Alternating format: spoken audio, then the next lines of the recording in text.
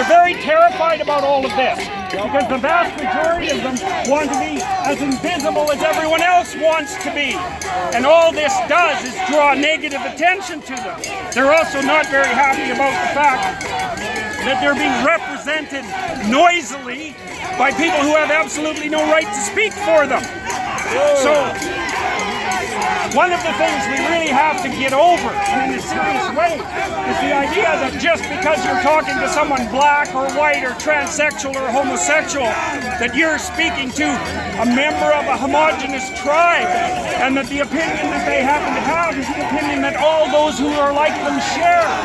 There's nothing that's more racist than that assumption, right? Because it means that I don't have to know a damn thing about you except the most boring part of your identity, and I can predict everything that you are and everything that you think. Well, that's a terrible thing to believe, and it's also patently untrue. You know, there's no reason to assume that any group of people who don't fit into traditional society for some way are any more homogenous in their general makeup and their political views than any other group. In fact, all the evidence suggests precisely the contrary. And it's another thing I really don't like about identity politics, because it's really predicated on the idea that the only thing that's important about you is what's most obvious when I first look at you. And that's an appalling proposition.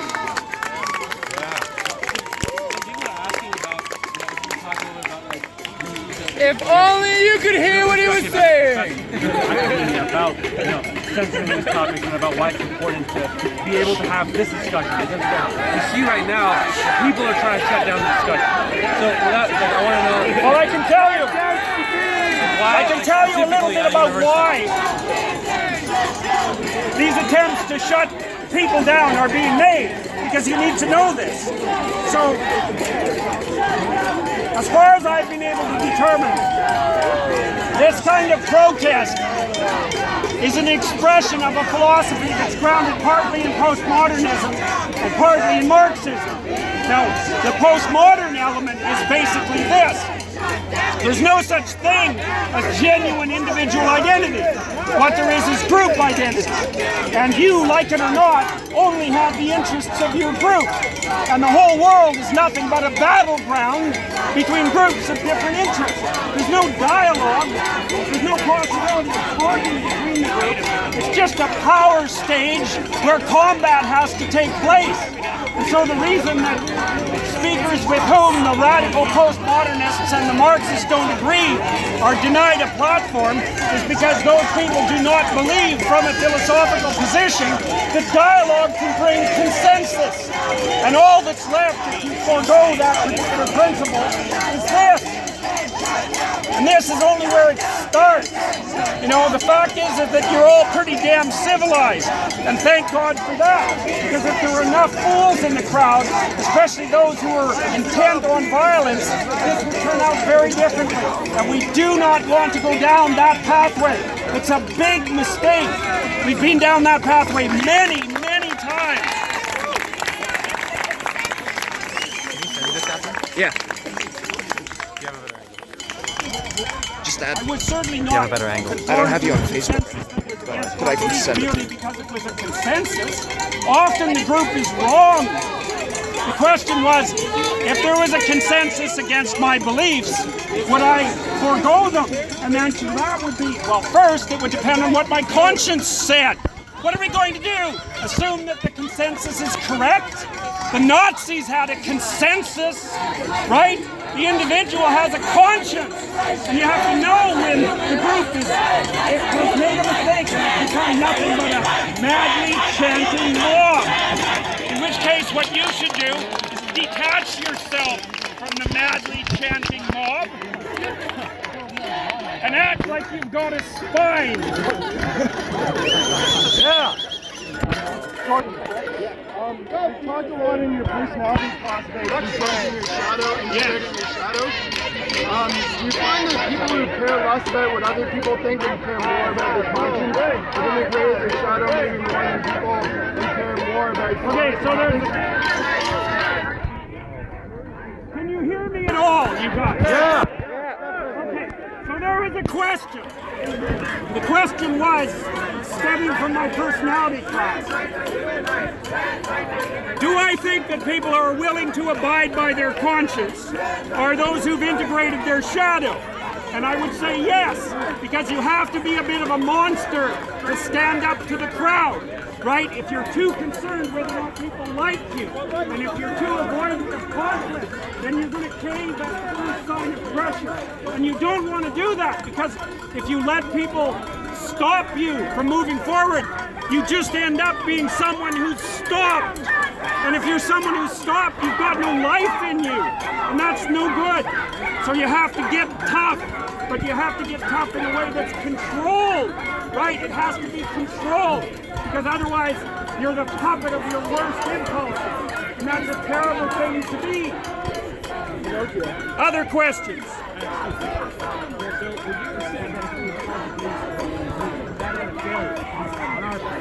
The question was, had we called the police and had them removed, would have that been a failure? And I think the answer to that is, there's no point in it. There's no reason to assume that this is a bad thing. It's noisy and it's annoying, but that's fine. You gotta let things, you gotta follow what you believe to be true, right? And don't worry about it, and then let things happen and see what happens, because it's perfectly possible that if you're trying to do the right thing, trying to stay jogging, that whatever happens around you is a partial consequence of that, and that it's a good thing. So we'll see. We'll have weeks after this event to analyze its consequences, and so far, all of those that are of you that are there to listen to me talk, you're peaceful and reasonable, and you got a chance to show that to hundreds of thousands of people. So good. This is a good thing, not a bad thing. How do we get these people to understand that dialogue leads to consensus? How do we get these people to understand that dialogue leads to consensus? You cannot make people who don't listen. You can't. They have to decide to listen on their own. But you do that by listening. You show them. You engage in dialogue yourself and consensus among you. You do it by example, because there's no getting through this. It's an ideological wall. And the harder you push against it, the larger it'll become. Don't worry about it. But don't get pushed around, and don't let people indoctrinate you.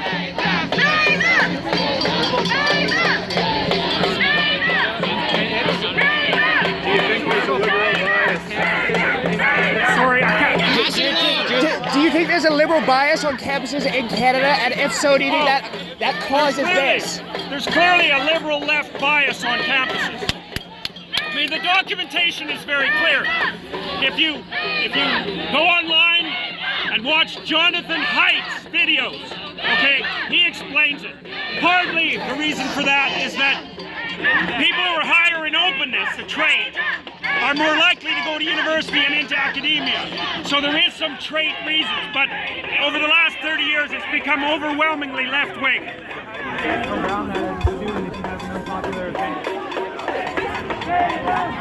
Make your clubs. You know, you're not under the control of the professors at university. You're here to educate yourself. And some professors will help, and others will get in the way. But sometimes they can educate you by getting in the way. Right. See, you have an identity as a university student. You got 4 years to turn yourself into an educated person. And the resources are here. And so it doesn't matter whether they're helping or hindering you. It matters what you decide to do. What do you think needs to be done about the indoctrination classes that are causing this kind of situation? What do I think should be done about them? Yeah. Or how do you think it needs to be fixed or stopped from happening again? The question is, what to do about the classes of indoctrination that teach this sort of thing? And the answer is, don't enroll in them. Don't enroll in them. It's already falling apart. You know that 80% of humanities papers have 0 citations.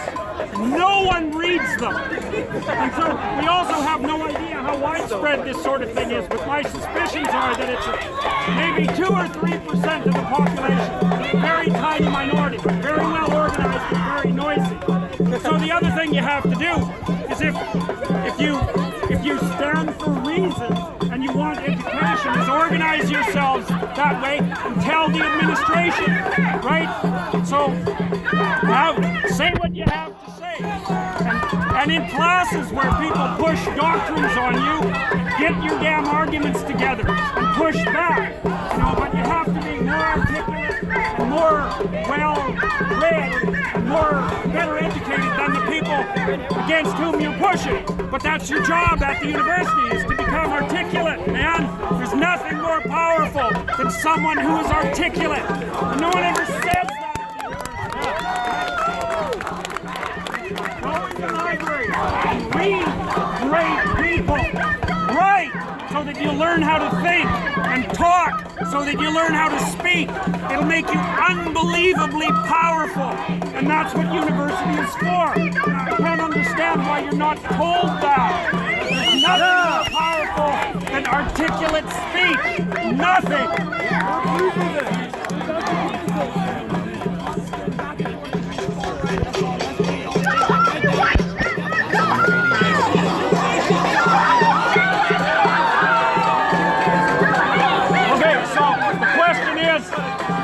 Is there a constant dialectic between radical right and radical left? What seems to happen is that there's a necessary dialectic between the right and the left under normal political circumstances, because people who see things from the right and people who see things from the left are not the same kind of people, and it's deep, and sometimes the ones on the right are right, and sometimes the ones that are on the left are right, and they have to talk to keep society oriented. If the dialogue breaks down, the extremists start to emerge, and the problem with that is that a lot of them stand for nothing but destruction, right? Their ideology is a mask for their resentment and their murderous proclivity, and you don't want to see that unless that's what you want. That's another reason why dialogue is so necessary. You've spoken in New Year's address about history repeating itself. Yes. Do you see in the next decade history repeating itself in Europe? Well, hopefully not. Like, the logical thing to have happen is the same things that have already happened. But what I'm hoping is that we don't abandon our culture, which is what the radical left would want us to do. And we don't retreat and become rigid nationalists, but instead we become fully developed individuals, because that's the way forward without falling into those two pits of hell. And that way Nietzsche's ironies will not occur again. That's... Dr. Peterson. How do you define our culture? Sorry, what was How do you that? define our culture? You mentioned that we should stick to our culture, but how do you define that? I didn't mention that we should stick to our culture. I mentioned that we should become individuals.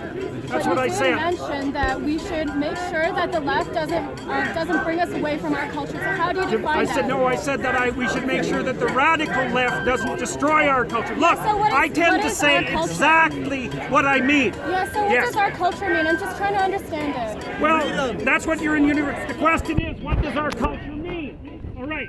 Well, that's part of what you're in university to find out, right? There's libraries full of books about the culture.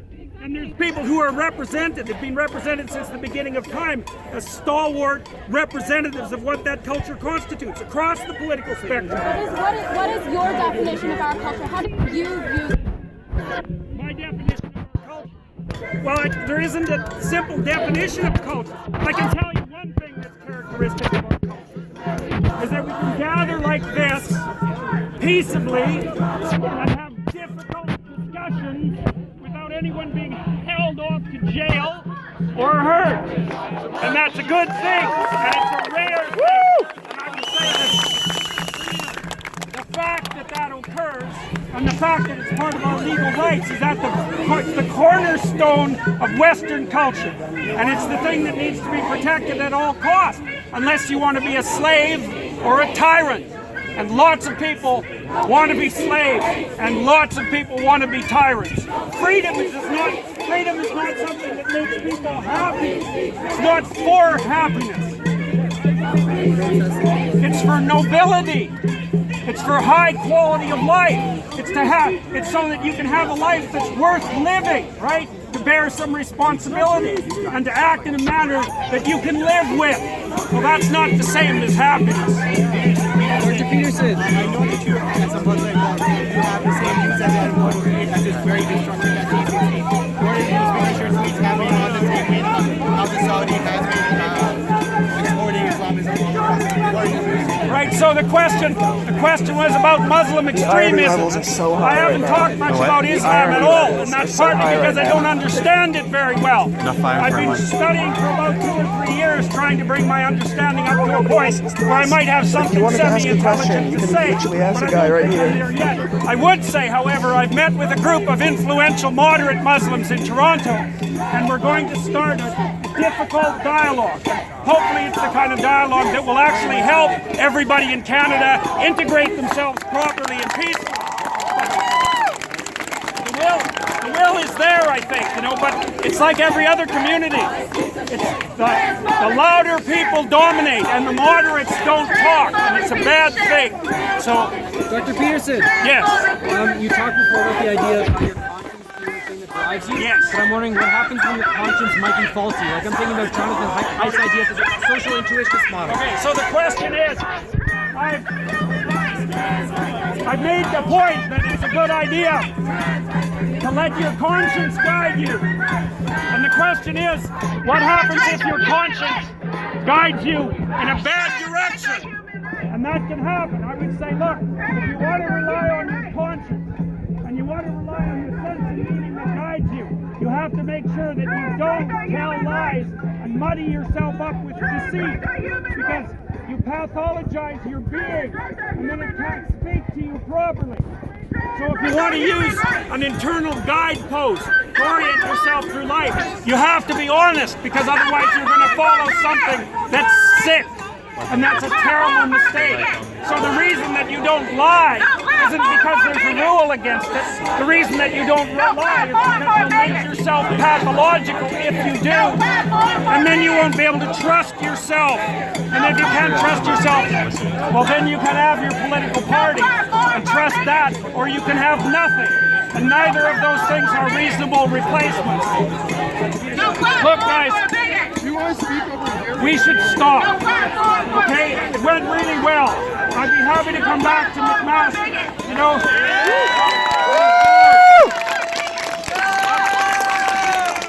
But I don't think we want to push our luck. And I would say, all things considered, this was a fine.